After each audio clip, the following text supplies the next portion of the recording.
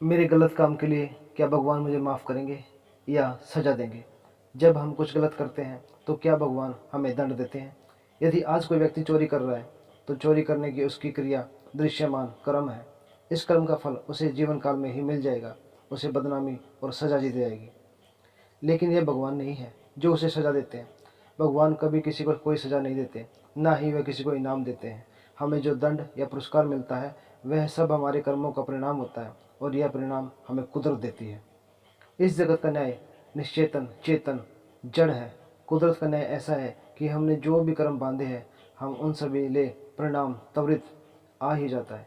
यदि हमने बुरे कर्म बांधे हो तो दुख भुगतना होगा, और यदि हमने अच्छे कर्म बांधे हो तो हमें सुख की प्राप्ति होगी। इस तरह कुदरत का न्याय जगत को नियंत्रित करता है। एक क्षण मात्र के लिए भी यह जगत नियम के बाहर गया नहीं। भगवान के लिए सही या गलत, अच्छा या बुरा जैसी कोई चीज़ नहीं है, क्योंकि भगवान किसी भी चीज़ में, किसी भी हस्तक्षेप में यकीन नहीं रखते।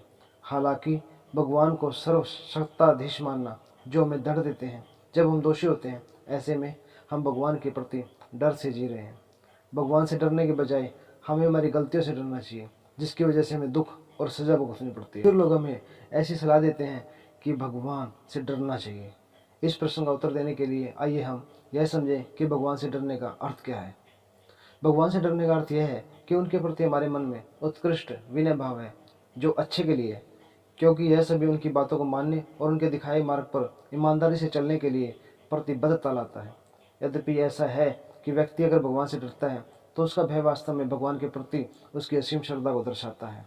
यह दर्शाता है कि उसकी इच्छा भगवान की इच्छा के अनुसार जीवन जीने की है, न कि उनके समय की सोच और समझ के अनुसार। और यह भी दर्शाता है वह भगवान को कैसे प्रसन्न करना चाहता है, जिसे वह सबसे अधिक प्रेम करता है। इसलिए किसी भी तरह से खुद अपराध न हो, इस बात का उन्हें डर है। क्या भगवान मेरी गलतियों के लिए मुझे माफ़ करेंगे? भले ही हम कितनी भी सावधानी बरतें, लेकिन हम गलतियां तो करते हैं।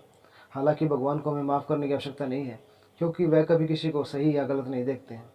भगवान प्रत्येक जीव मात्र के भीतर रहने वाले शुद्ध आत्मा है, जो निष्पक्ष रूप से ज्ञाता दृष्टा स्वभाव में ही रहते हैं। लेकिन क्या आप जानते हो कि अतिक्रमण करके क्षमा मांगने के 3 चरण के दृष्टिकोण को अपनाने से भगवान की साक्षी में हम अपनी सभी गलतियों को जड़ से छुटकारा पा सकते हैं, जो हमें दुख पहुंचाते हैं। चलिए देखते हैं कैसे। कहते हैं एक व्यक्ति को आज चोरी करनी थी। अब यदि वह शुद्ध इरादे से भगवान के सामने अपनी गलती का बचाव या नहीं छिपाता है, अपनी गलती का दिल से स्वीकार करता है, हे भगवान मैं स्वीकार करता हूँ कि मैंने चोरी की है, और खेद के साथ क्षमा मांगते हुए कहता है, हे भगवान मैं माफ़ी मांगता हूँ। ईमानदारी से भगवान से शक्ति मांगते हैं, वह अपनी गलती को कभी न दोहराए।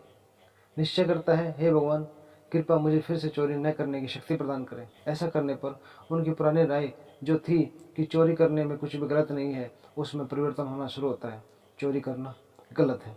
जो भी गलती की गई है वह गलत राय का नतीजा है। एक अभिप्राय बदलना सबसे बड़ी उपलब्धि है। एक बार जब व्यक्ति के भीतर अभिप्राय पूरी तरह से बदल जाता है, फिर वह व्यक्ति कुदरत की दृष्टि से अपराधी नहीं रहता, और कुदरत उसे दंड नहीं देती है। प्रतिक्रमण हमारे पाप कर्म के मूल में से नष्ट करने में मदद करता है, जिसके परिणाम स्वरूप हमसे ये गलती हो जाती है। तब जड़ें ही मूल से निकल जाती हैं, और इसका अर्थ यह है कि हम फिर से ऐसी गलती नहीं करेंगे।